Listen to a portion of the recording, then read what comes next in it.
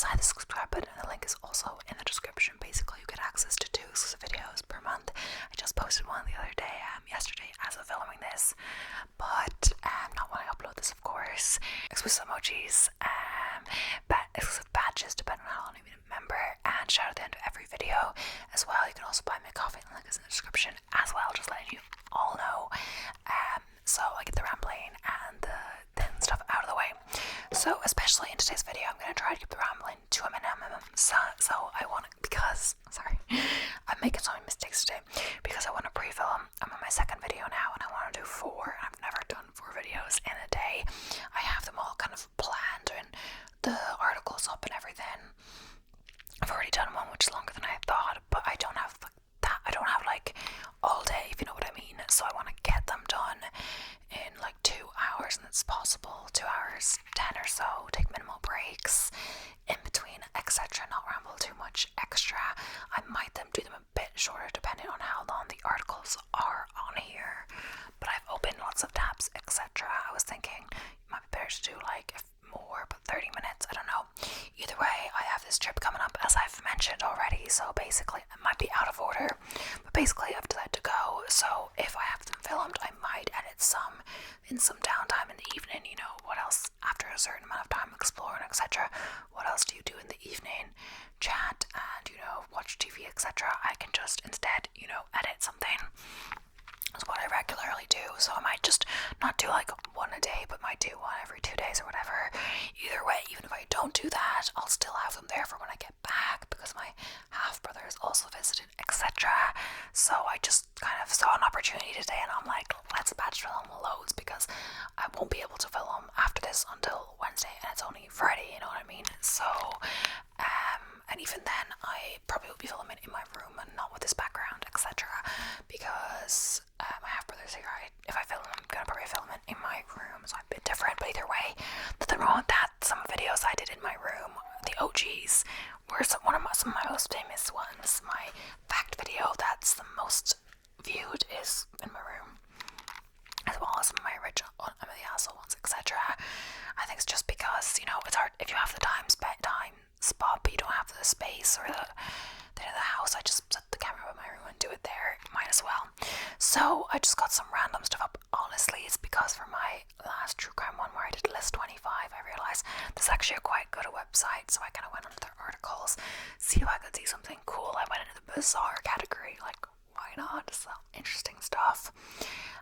And then I also googled similar stuff, so I think the next video, if I do it, might have less, but this one seems to have different ones. They just may have some repeats, but I'm gonna obviously skip the repeats as per usual. And I will also try to slow down my speaking because I'm going 20 miles an hour. So this is, as you can tell by the title, failed predictions of the end of the world, because obviously failed since the world is still going. But yeah, that's gonna be exciting, I think. But yeah, so I'll try to slow down now and get into it. So, do you know when the world will come to an end? Predictions on exactly when the world will end have been around for as long as people have been around, or so it seems. Predictions come in all shapes and sizes, and some have come true, and some thankfully have failed. So peaceful, and then I have to cough. But obviously I've edited that out, but I think it's because I just filmed a video, but then I had a snack because I was like, it's gonna be a long time till lunch with all my video filming. So I was like, let's have half a bagel. I think some of the bagel or the peanut butter, I think the bagel went down the wrong way or something. I don't know. Or it just, you know, caused me to cough. Either way, but it's saying predictions come in all shapes and sizes. Some have come true and some thankfully have failed. So it's saying some predictions have failed, of course, some have come true, but it's not saying these ones have come true, because obviously the world is still existing, for now at least. So Large Hadron Collider mishap, no specific date, 570 feet below the ground, below the Alps along the Swiss-French border, is a large hadron collider. The LHC can smash proton beams together at nearly the speed of light. This allows scientists to simulate and study a lot of conditions that might have been when the Big Bang concern is that these proton collisions could cause micro black holes that could grow to swallow the whole Earth. Physicists won't 100% rule it out, although they say the chances of that happening are what they call non-zero. Mayan apocalypse 2012. So the Maya Lawn count calendar started with a date that's over 5,000 years old, and this calendar also has a final date of December 21st, 2012. There was no clear answer on how the Earth would end, but scenarios include solar flares, massive tidal waves, and crashing with other planets. Those that believe this prediction to have merit paired with survival kits and boat building kits. Y2K 2000. The Y2K craze incited worldwide panic and a whole new wave of doomsday preppers. While some did believe the world was going to end on the strike of midnight, January 1st, 2000, most thought it was more like the end of the world as we knew it. Y2K started with the realization that a computer coding bug could wreak havoc on computer systems all over the world and cause a stock market crash and for banks to collapse. Whole departments were created to help prevent system shutdowns, and when 2000 rolled around, there were a few glitches here and there, but the world spins on.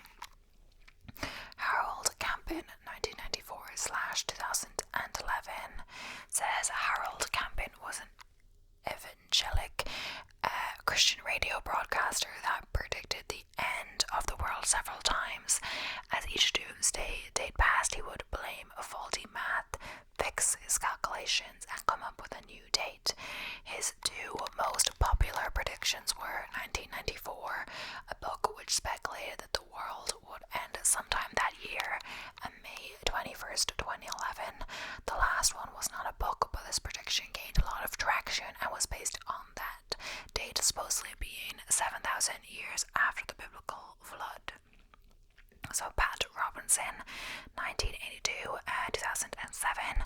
Pat Robinson, a prolific Southern Baptist preacher, made the prediction in 1976 the world would end towards the end of 1982. In 1990, he took his end time seal to the written word and published the book The New Millennium, where he made a case for the destruction of the world on April 29th, 2007. Chen Tao and the Human Mass Extinction, 1988. So, what do you get when you create a religion that mixes Buddhism, Christianity, UFO conspiracy, and Taiwanese folk religion? You get very interesting end-time predictions, among other things. According to the creator of Chen Tao, On Min Chen, God would appear on TV on March 25th, 1988, to announce his arrival to Earth, quickly followed by mass human extinction. As if that wasn't suspicious enough, you could save yourself from this extinction by paying for a spot on a spaceship cleverly disguised as a cloud. Okay, the Jupiter effect, 1982.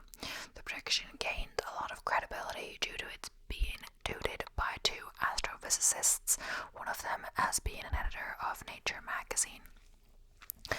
At a Nature magazine, these astrophysicists, John Gribbin and Stephen Plagueman, published a book in 1974 that made a case of cataclysmic events caused by planetary alignment. So the book, The Jupiter Effect, was criticized by other scientists but supported by other doomsday prophets like Hal Lindsey, the late great planet Earth. No surprises, but after March 1982 came and went, they published a follow-up book called The Jupiter Effect Reconsidered. Both books were bestsellers. So, Nuclear Holocaust, 1987.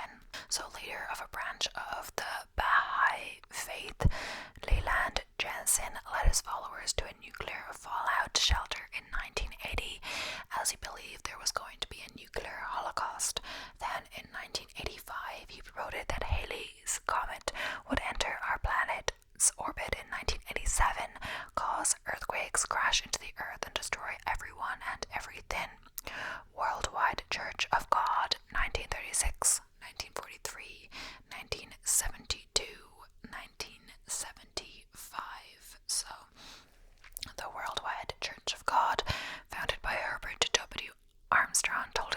followers that the rapture would happen in 1936. When the followers weren't taken to be with Jesus, 3 other rapture predictions were made. Charles Taze Russell, 1914. So, according to the founder of the Jehovah's Witnesses, Charles Taze Russell, the second coming would happen in 1914.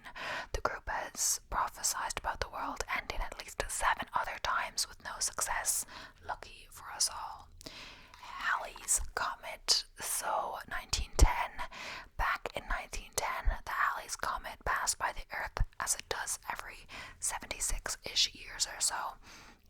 And scientists were concerned that it would be passing by too closely to the planet, close enough to destroy the planet. Some, though, thought the comet would crash into the planet, while others thought the gases from the comet would fatally poison everyone. This prediction caused widespread panic, as the prediction was stoked by the media. So, Mormon-Geddon, 1891-ish. So, founder of the Mormon Church, Joseph Smith, spoke with God a lot. Towards the beginning of 1835, God told him that Jesus would return sometime within the following 56 years. The return of Christ would obviously usher in the great end to the world. So, Pyramid Prophecies, 1881. Mother Shipton's prophecies, or rather the publishers, weren't the only ones to stir up some fear. The end of the world would happen in 1881. The astronomers royal for Scotland, Charles B.C. Smith, was convinced that the Great Pyramid of Giza was divinely inspired and built by an Old Testament character, perhaps Noah, because of the connection to the divine. Smith believed that the measurements of the pyramid could be used to calculate the end of the world. So, Mother Shipton, 1881. So, in 1837, a book containing the predictions of a 16th century oracle, Mother Shipton, was republished. Since these predictions were published 80 years after Mother Shipton's death, it was hard to verify if they really happened or not. It soon came out that the publisher made the whole thing up, but it was too late. There was a pretty significant amount of people that believed the world would end in 1881, as predicted in Mother Shipton's, aka the publisher's, book. So, William Miller, 1843. Starting in 1831, religious leader William Miller preached that the second coming of Christ would happen in 1843.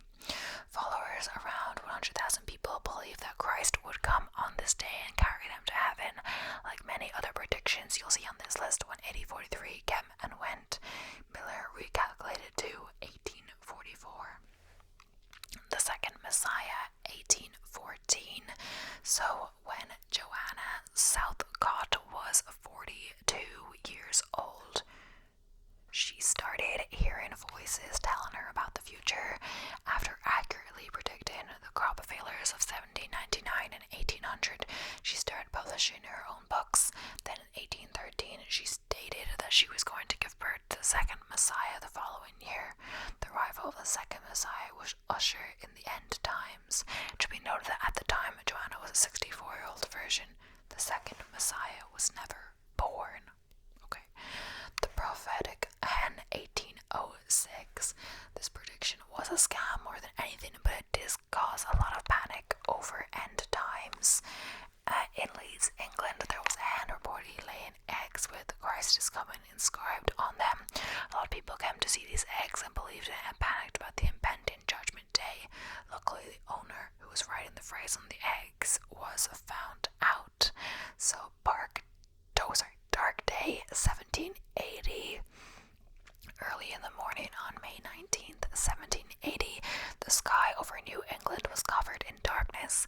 While the darkness was probably caused by smoke from forest fires mingling with heavy fog, people at the time were terrified that Judgment Day had arrived.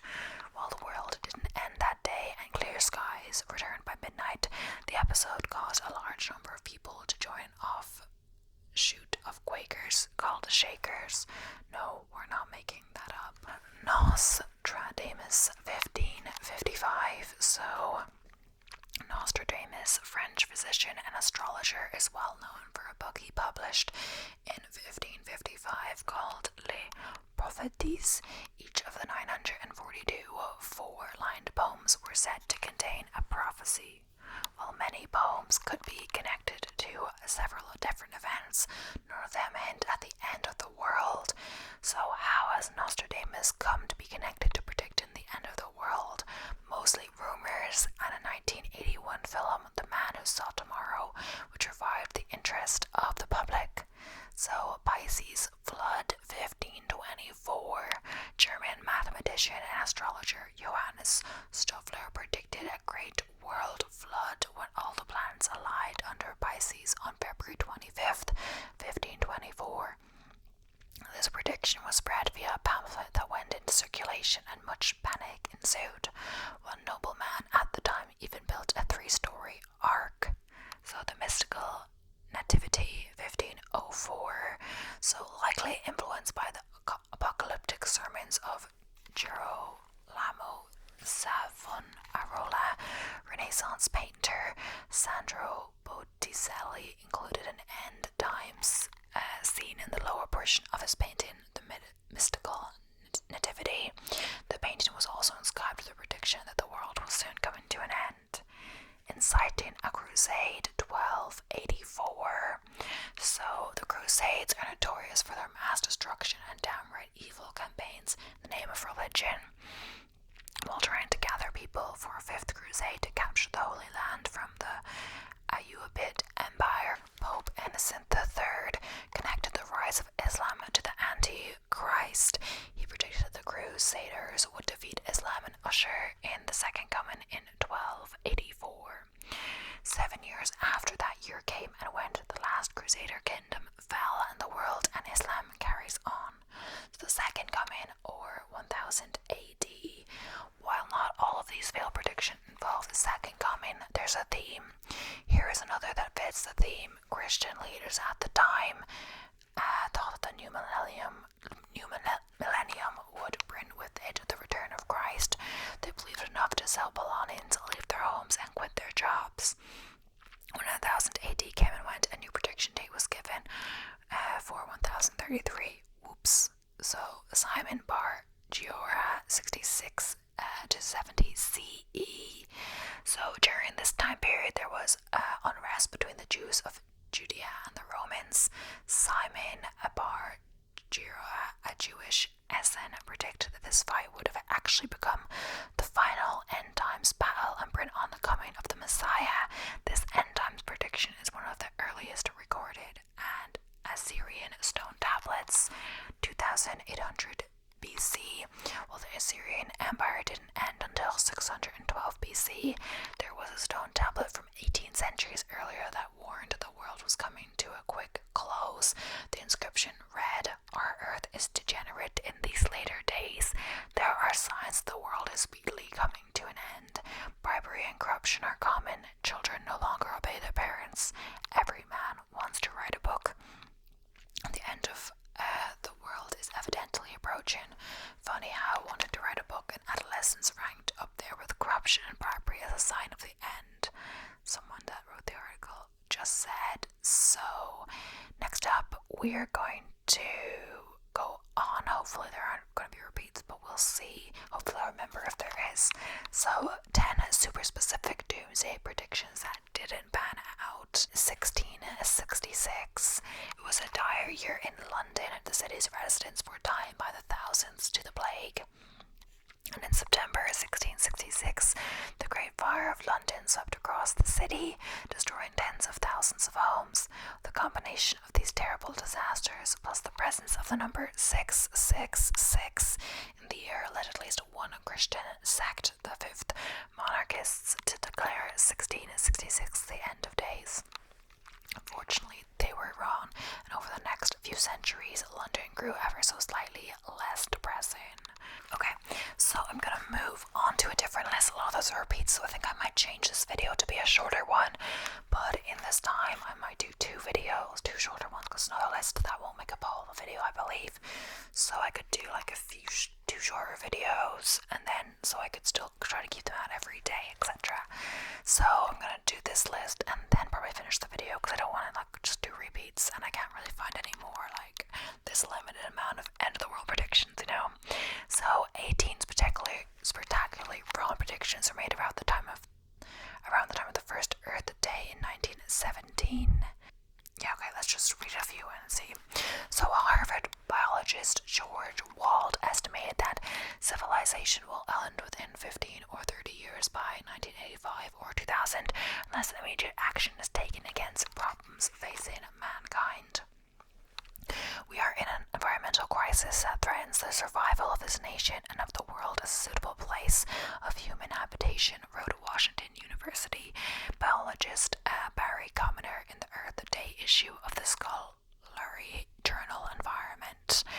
The day after the first Earth Day, the New York Times editorial page warned, "Man must stop pollution and conserve his resources, not merely to enhance existence, but to save the race from intolerable deterioration and possible extinction. Population will inevitably and completely outstrip whatever small increases in food supplies we make," Paul Ehrlich confidently declared in the April 1970 issue of Mademoiselle. "The death rate will increase until at least 100 to 200 million per year will be starving to death during the next 10 years by 1980.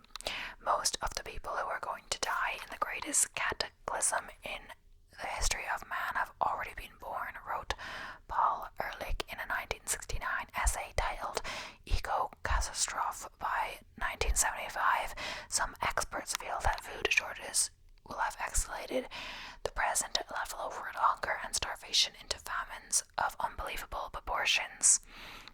Other experts, more optimistic, think the ultimate food population collision will not occur until the decade of the 1980s. So Ehrlich sketched out his most alarmist scenario for the 1970 Earth Day issue of the Progressive, assuring readers that between 1980 and 1989, some 4 billion people, including 64 million Americans, would perish in the Great Die-Off. "It is already too late to avoid mass starvation," declared Dennis Hayes, the chief organizer for Earth Day in the spring 1970 issue of The Living Wilderness. Peter Gunter, a North Texas State University professor, wrote in 1970, "Demographs agree almost unanimously on the following grim timetable. By 1975, widespread famines will begin in India, though these will spread by 1990 to include all of India, Pakistan, China, and the Near East, Africa.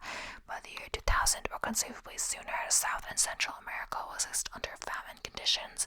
By the year 2000, 30 years from now, the entire world, with the exception of Western Europe, North America, and Australia, will be in famine."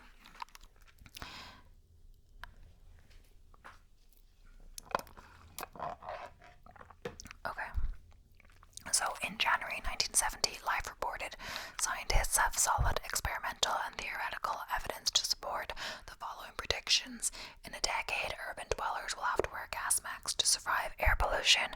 By 1985, air pollution will have reduced the amount of sunlight reaching Earth by 1/2. Ecologist Kenneth Watt told Time that at the present rate of nitro buildup, it's only a matter of time before light will be filtered out of the atmosphere and none of our land will be usable." Barry Commoner predicted that decaying organic pollutants would use all of the oxygen in America's rivers, causing freshwater fish to suffocate. Paul Ehrlich chimed in, predicting in 1970 that air pollution is certainly going to take hundreds of thousands of lives in the next few years alone. Ehrlich sketched a scenario in which 200,000 Americans would die in 1973 during smog disasters in New York and LA. Paul Ehrlich warned in the May 1970 issue of Dubon that DT and other chlorinated hydrocarbons may have substantially reduced the life expectancy of people born before 1945. Ehrlich warned that Americans born since 1946 now had a life expectancy of only 49 years, and he predicted that if current patterns continued, this expectancy would reach 42 years by 1980, when it might level out. It says, note, according to the most recent CDC report, life expectancy in the US is 78.6 years. Ecologist Kenneth Watt declared by the year 2000, if present trends continue, we will be that there won't be any more crude oil. You drive up to the pump and say, fill her up, buddy, and he'll say, I'm very sorry, there isn't any. It says a note to global oil production last year at about 95 million barrels per day. BPD was double the global oil output of 48 million BPD around the time of the first Earth Day in 1970. So Harrison Brown, a scientist at the National Academy of Sciences, published a chart in Scientific America that looked at metal reserves and estimated that humanity would totally run out of copper shortly after 2000. Lead, zinc, tin, gold, and silver will be gone before 1990. Then Gaylord Nelson wrote in Look, Dr. S. Dillon Ripley, Secretary of the Smithsonian Institute, believes that in 25 years, somewhere between 75 and 80% of all the species of living animals will be extinct. In 1975, Paul Ehrlich predicted that since more than 9/10 of the original tropical rainforest will be removed in most areas within the next 30 years or so. By 2005, it's expected that half the organisms in these areas will vanish with it. So Kenneth Watt warned about a pending ice age in a speech. The world has been chilling sharply for about 20 years, he declared. If present trends continue, the world will be about 4 degrees colder for the global mean temperature in 1990. But 11 degrees colder the year 20,000. This is about, or 2000. This is about twice what it take to put us into an ice age. So it said spectacularly wrong predictions that were made around the time of the first Earth Day. So it's not like in the years present. They're all around similar time, I believe. And this is a bit of a different thing, but I just there was loads of repeats in the other one. I wanted to put something else in the video, so it's a bit different. It's kind of like what's going to happen in the world, environmental crisis, but it kind of is kind of coming to the end of the world, like population, mass reduction, population, all of that, like crisis things, but not in the same way, end of the world, big bang, or I don't know exactly. Either way, I hope you enjoyed, and I'll be doing probably an extra one or little video instead, because this one wasn't as long as usual, but either way, who knows. But yeah, thank you so much for watching. I hope you enjoyed. I hope it was still entertaining enough. Thank you for watching. Please don't forget to subscribe if you haven't already, and I'll be seeing you in the next one. So bye for now. Bye for now.